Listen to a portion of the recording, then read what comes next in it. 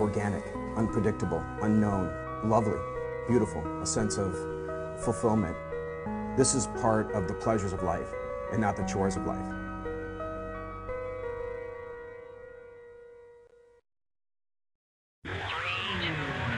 Coming up on Daily Iowan TV, the election is coming to a close, and University of Iowa students are happy to see it go. Find out how they are reacting to the arrival of Election Day. And the Iowa City School Board has a big decision on how to allocate their funds. We'll have all the details. And in sports, we're back with the second installment of our new segment, Beyond the Locker Room. That's all coming your way next. Daily Iowan TV starts right now. I'm Tom Brokaw. For more than 100 years now, the University of Iowa community has been waking up to the Daily Iowan.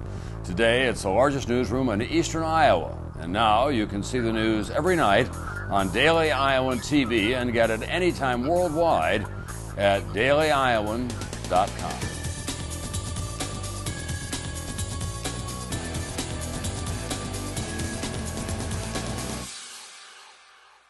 Thanks for tuning in to your Tuesday edition of Daily Iowan TV. I'm Ryan Jones. And I'm Melissa Bergamini. Election day is finally here and the last ballots are being cast. This comes as a relief to many University of Iowa students. We caught up with several this afternoon to find out how they feel about the tone of the 2012 election season. And some say they are happy to see this day go.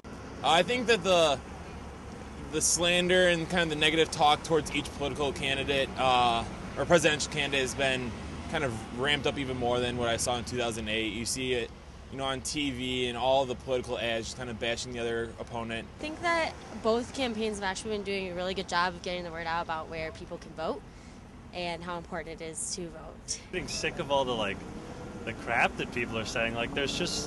It's all about the candidates, but they don't say what they're actually going to do enough. I think it's a lot more opinionated than the last time around. Last time seemed a little more exciting. This time it's a lot of he said, she said. The latest national polls have President Obama and Governor Mitt Romney tied at about 47%. Regardless if there's a clear winner tonight, we'll analyze the results for you tomorrow in the live post-election newscast right here at 8:30 a.m. Be sure to tune in for all the latest coverage. The Iowa City School Board will vote Tuesday night on how to allocate their tax funds. The board will likely pass the Security for Advanced Vision of Education, or the SAVE plan. This plan would place all local option funds in the state's hands. It would also allocate a certain amount of money for each student in the district. This would result in the Iowa City School District receiving about $10.5 million. Still to come on Daily Iowan TV, 2 years after the 21 ordinance passed, Johnson County paramedics continue to see a high number of alcohol-related responses. Stay tuned to see how paramedics deal with the dangerously drunk students. And in sports, after his team's third consecutive loss, head coach Kirk Ferentz steps up to the mic. Highlights and reactions coming up. That's coming up in just a bit, but now let's check in with Daily Iowan TV's Whitney Blakemore for your local weather forecast. Whitney, what can we expect for the rest of the week? Thanks, Alyssa. Today was a rainy day, but luckily for us, it should stay away for a couple of days. We will start off the day tomorrow at around 40 degrees with cloudy skies. In the afternoon, the temp will increase to about 46. And as Wednesday comes to an end, temps will drop down to the low 30s. Taking a look into our extended forecast, the sun will come out on Thursday with a high in the mid-50s and a low around 37. Friday, the high will be slightly warmer at 57, and the low will continue to be in the high 30s. The rain is unfortunately coming back for this weekend. Saturday has a high in the mid-60s and a low around 50, but a 30% chance of thunderstorms. For Sunday, expect an even higher chance of thunderstorms at 60%, and temps to drop. The high will only be around 56 and the low at 30. That is all the weather I have for tonight. Back to you guys at the desk. Thanks, Whitney. Alcohol-related incidents in Iowa City are always a hot topic. Daily Iowan TV's Brad Maxwell is in the studio to tell us what local medical personnel are doing to help curb the issue of dangerous drinking. Thanks, Ryan. Ending the night passed out, covered in vomit, and in need of medical attention. Most of us would consider this a terrible nightmare, but Johnson County paramedics are dealing with these situations nearly every weekend. This past weekend, I had the opportunity to see how paramedics treat students who fail to understand when one more drink is too much. As the sun sets below the horizon, Downtown Iowa City begins to crawl with life, but the sights and sounds of a college weekend are drowned out by another sound. The radio screeches, sirens wail. Johnson County paramedics speed to another alcohol-related call. Intoxicated female officers are going to be in the alley behind me. A mob of young faces crowd outside the Union. In an alley behind the bar, a young woman sits in her own vomit, disoriented, drunk, and able to stand only with the help of paramedics. Our overall responses are up significantly. We've increased our response level about 12% in the last year, and so everything's up. And alcohol is increased just like everything else has. Initially, the 21 ordinance appeared to curb binge drinking, but paramedics say the number of alcohol responses is climbing once again. You had way too much to drink, and I don't know what else you might have had. Responding to intoxicated students both downtown and in residential areas, where they still witness some interesting behavior. It's kind of interesting to note the wide range of responses you could get to somebody's name, from anywhere from "I'm Bob, hi, how are you?" to "Woo!" Funny at times, paramedics understand the severity of binge drinking and know the situation can become fatal without medical treatment. The hardest decision to make is when someone comes in so intoxicated that they lose their gag reflex and they're vomiting, and then there's a fear of the vomit going into their lungs and them aspirating and dying. In these severe situations, paramedics are forced to rush to the ER unit. And even though the patient's health is on the front of their mind, this isn't always reflected in the way they're treated in the back of the ambulance. Individuals who are extremely intoxicated can be very belligerent, they can be combative, they're often not feeling well, so we have to deal with them vomiting and the mess that creates. Let it out if you need to, okay? Dealing with the mess is a low point of the job, but only one of the many situations paramedics are faced with. I don't like being vomited on. Okay? I have been spit, I have been punched, scratched, I've been bitten and kicked, and that's just a common assault that we have to deal with. Working with the Iowa City Police helps to minimize these issues, but a strong commitment is needed to face these challenges every weekend. It's a challenge anytime you go on an alcohol-related call. Very few of them are happy and fun and friendly and looking to have a party with the ambulance folks. Treating severe intoxication is no party, but as students continue to abuse the powers of alcohol, Johnson County paramedics will be ready to face any dispatch that comes across the radio. I'm Brad Maxwell, Daily Iowan TV. Thanks, Brad. And now let's take a look at what is happening around the world. An employee of a California chicken processing plant killed one person and injured 3 others Tuesday after he opened fire at the business.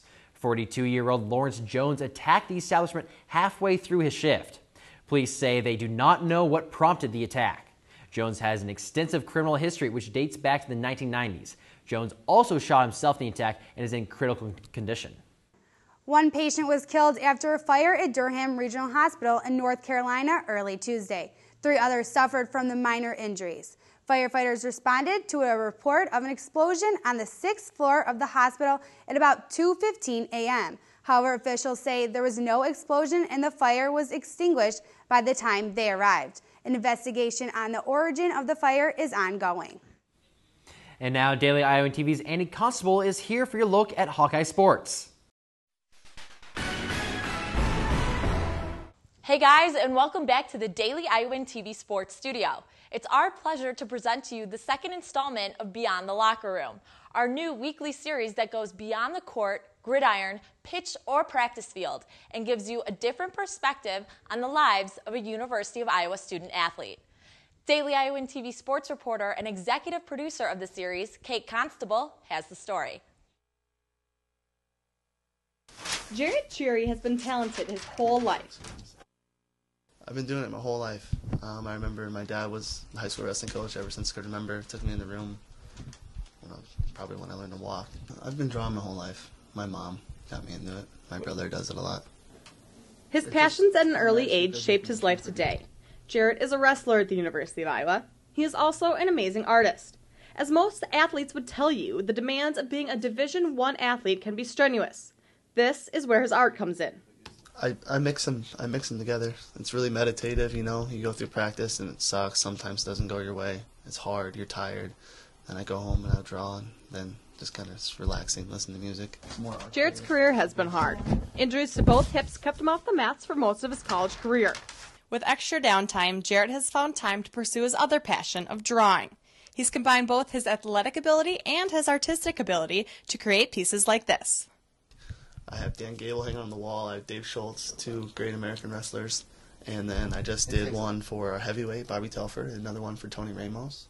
I've done Matt McDonough, Montel Marion, Tom and Terry Brands hanging on the wall out there. When Jarrett graduates this year, his time on the mat will be done, but not his time with the pen. I want to design somewhere. Hopefully, I would love to do a clothing company. I've always had one in the back of my head that I kind of keep under wraps. Don't want anybody finding out about it. Layers and then you can lay In down case like Jarrett's the rest. ever looking for a business partner, I decided to show him some of my artistic skills. Well, I think it's safe to say that I just leave this one up to him.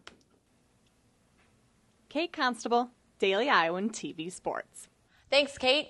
Next up, it's Kirk Ferentz stepping up to the mic for the first time since his team dropped their 3rd consecutive game in Bloomington, Indiana. The coach had plenty to address, including the health of his offensive line and the strength of the D-line they'll face come Saturday. Well, yeah, we had some issues last week, last 2 weeks. It's not the same. And that happens when you lose players. But I think the guys have made the transition, and certainly discussed a week ago. We felt like the best thing to do was move Matt out to the left tackle position. Matt Tobin, he's done a great job here the last 2 years, playing for us, and I think he's doing a good job. So we're a little bit more veteran on the edges than with James in the center. Yeah, and the big thing now is just moving the guards along. We match up against a team right now. It's got 2 excellent inside guys too. Both those guys have played very well for a long time. They're a little different style player, but they're both good players, and they're huge. Both of those guys are huge. And Purdue's probably got one of the bigger fronts you're going to play against defensively, including their outside linebacker. He's a big guy, so they've got 5 big bodies up front.